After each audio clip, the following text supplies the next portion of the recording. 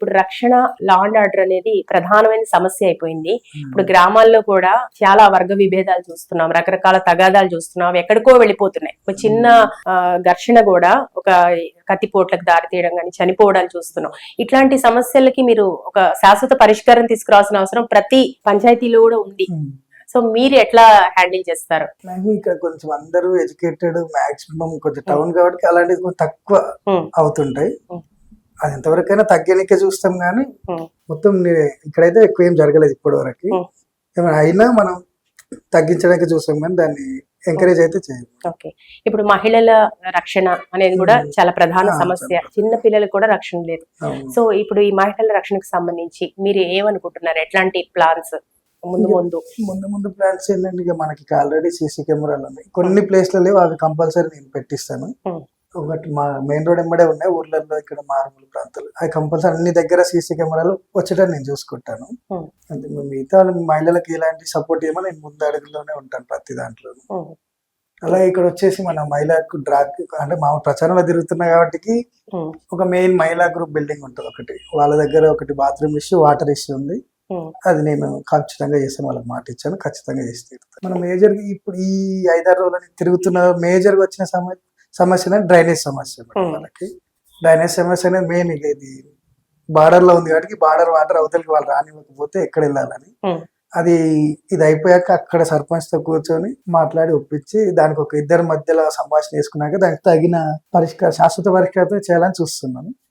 Compulsory వాళ్ళతో మాట్లాడి ఒప్పించి దానికి పరిష్కారం అయితే తెస్తాను. ఇంకా తర్వాత చిన్న చిన్న వీధి లైట్లే, డ్రింకింగ్ వాటర్ సప్లై ప్రాబ్లం అవి ఉన్నాయి, అవి మాత్రం తొలగిస్తాను. ఇప్పుడు స్కూల్స్ సంబంధించి, విద్యకు సంబంధించి ఇక్కడ ఎట్లా ఉంది? ఇక్కడ స్కూల్స్ డెవలప్మెంట్ లోనే ఉన్నాయా? గవర్నమెంట్ స్కూల్స్ పరిస్థితి ఏంటి? గవర్నమెంట్ స్కూల్ పైన ఆల్రెడీ ప్రైవేట్ స్కూల్స్ ఎక్కువైనట్టు అదేం పట్టించుకోవట్లేదు వారు. నేను ఆల్రెడీ మా ఈ గత సంవత్సరం నా తగినంత సాయం వాళ్ళకి చేస్తూనే ఉన్నాను.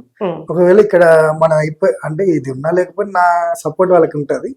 వాళ్ళు ఇది అయిపోతే ఇంకొంచెం ఇక్కడ ఉన్న కార్పొరేట్ స్కూళ్ళతో పోటీగా గవర్నమెంట్ స్కూల్ నిలిపిస్తాం. మీరు అన్నారు కదా కార్పొరేట్ స్కూల్స్ ఎక్కువ ఉన్నాయి, ఇక్కడ అంత ప్రాబ్లం లేదని. అంటే నిరక్షరాస్యులు కొంత ఇప్పటికీ ఉన్నట్టుగానే చెప్తున్నాయి, గణాంకాలు చెప్తున్నాయి, ఎంత చైతన్యం పెరిగినా కూడా. సో చాలా మందిలో చెప్పాల్సిన అవసరం ఇంకా కనిపిస్తుంది. ఎందుకైతే ఊర్లో తెలుస్తుంది కదా పిల్లలు పనికి వెళ్తున్నారు, స్కూల్కి వెళ్ళారు, అది దాంట్లో తెలిసిన వాళ్ళ మాత్రం ఖచ్చితంగా పని ఆపేసి స్కూల్కి పంపిస్తారు మేడం, బిలో 14 years ఓవర్ ఉన్నా. ఓకే, ఇప్పుడు రైతులకు సంబంధించి కార్యక్రమాలు, ఒక ప్లాన్స్, ఒక దీర్ఘకాలిక ప్రణాళిక ఏదైనా ఉందా? మనది రైతులది అంటే మనం ఉన్న ఫీల్డ్ లో లోన్స్ ఇప్పేయగలం మేడం బ్యాంక్స్ లో. అదే మీ ఏదైనా కూడా ఈ ప్రశ్నలన్నీ కూడా మీ గ్రామ పంచాయతీ పరిధిలో మీరు చేయగలిగారు. ఇక్కడ మేజర్ గా రైతులకి క్రాప్ లోన్స్ ఇవి మేజర్ వస్తాయి. మా ఫీల్డ్ అదే కాబట్టి డాక్యుమెంటేషన్ కొంచెం తొందరగా అయ్యి వాళ్ళకు అనుకున్న టైంలో లోన్స్ వచ్చేలా చూస్తాను. పారిశుద్ధ్యం అనేది చాలా ప్రధానమైన సమస్య. ఎక్కడ చూసినా ఇప్పుడు మనం ఎక్కడికక్కడ చెత్త పడేస్తూ ఉంటారు, ఒక నీట్నెస్ అనేది ఉండదు, దాని వల్ల రకరకాల అనారోగ్య సమస్యలు. సో మీరు ఎట్లా ప్లాన్ చేస్తారు? చాలా ముఖ్యంగా మాల్ విలేజ్ ఎట్లా ఉంటుంది? నీట్ గానే ఉంటుందా? అది ఇప్పుడైతే ఇప్పుడు చేస్తున్న సిబ్బందిని వాళ్ళని ఏమనలేము, ఎందుకంటే అందులో కొందరు కాంట్రాక్ట్ ఉన్నారు, కొందరు పర్మనెంట్ ఉన్నారు. వాళ్ళకి అదే ఇప్పుడు ఇద్దరు సేమ్ చేస్తున్నారు. పర్మనెంట్ ఉన్న వాళ్ళకి ఒక శాలరీ ఉంది, కాంట్రాక్ట్ ఉన్న సరికి అక్కడ వాళ్ళకి కొద్దిగా విభేదాలు వస్తున్నాయి. నేను ఎన్నికైన తర్వాత ఆ సమస్య అయితే లేకుండా చేస్తాను. అందరికి ఒకటే శాలరీ పెట్టేసి అందరినీ ఉత్సాహంతో పనిచేసేటట్టు చూసి ఇప్పుడు ఉన్నదానికే చేంజ్ అయితే చూపించగలుగుతాం. ఇప్పుడు జనరల్ గా ఇప్పుడు ఎంత మనం ఒక చోట చెత్త డంపింగ్ యార్డ్స్ ఇవన్నీ పెట్టినా కూడా ఈ సమస్యకి మాత్రం ఒక పరిష్కారం లేదు. తింటారు, అక్కడే పడేస్తూ వెళ్ళిపోతుంటారు. అంటే దీనికి ఒక స్ట్రిక్ట్ గా ఒక మార్పు తీసుకురావాల్సిన అవసరం ఉంది.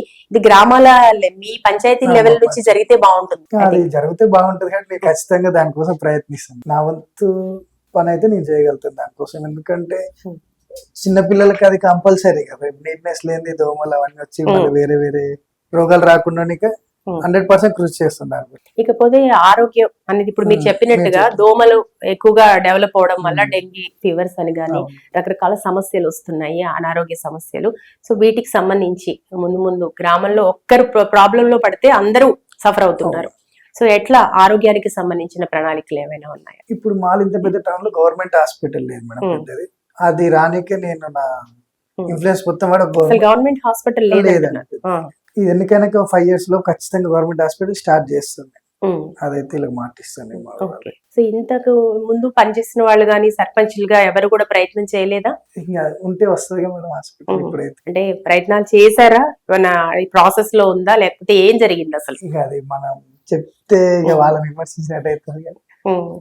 నేనైతే తెచ్చి తీసుకెళ్తాను. అంటే మీరు కూడా ఈ పంచాయతీలో ఒక ఒక మన- ఒక- ఒక మెంబరే కదా, అంటే మీరు ఒక యాజ్ ఒక ఓటరే కదా, సో అందుకని. లేదండి మనకైతే మన నోటీస్కి అయితే ఏం రాలేదు. ఓకే.